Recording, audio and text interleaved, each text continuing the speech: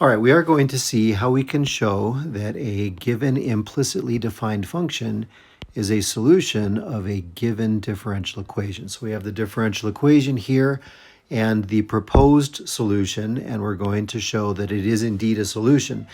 Now that we have a way that we normally do that. We take derivatives, we plug it in, but now our solution is implicitly defined, meaning the y's and the t's are all jumbled up. So we can't just take a y prime here.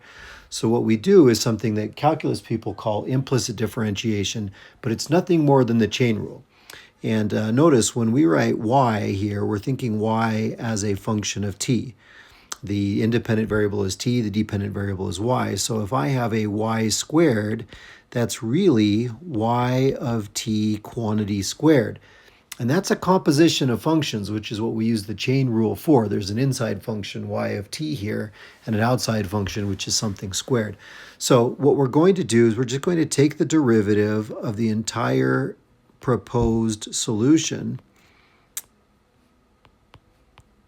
the left-hand side and the right-hand side. We're just going to take the derivative of all of it, and that looks like 2 times y of t times y prime of t.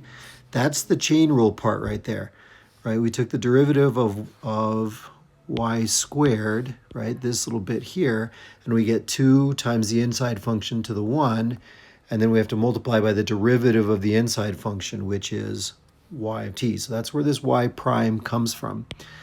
Now we'll just continue. The derivative of negative 2y is negative 2y prime of t. And then on the right-hand side, we have derivatives with respect to t.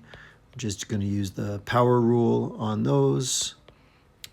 And so that's what we have. Now what we want is we want to solve this for y prime. So I'm going to factor a y prime out and be left with 2 times y of t minus 2 equals 3t squared plus 4t plus 2.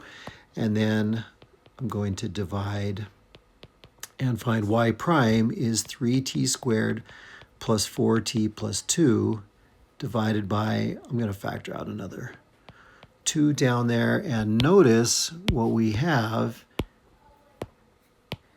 is the differential equation that we were asked to work with. Right, so with this implicit relationship between y and t, if we find y prime is what the differential equation says it should be, which means this implicitly defined function is a solution of this differential equation. So again, it all came down to the chain rule, in particular this piece here, recognizing that the derivative of y squared isn't just 2y, it's 2y times y prime, because there's an inside function y of t.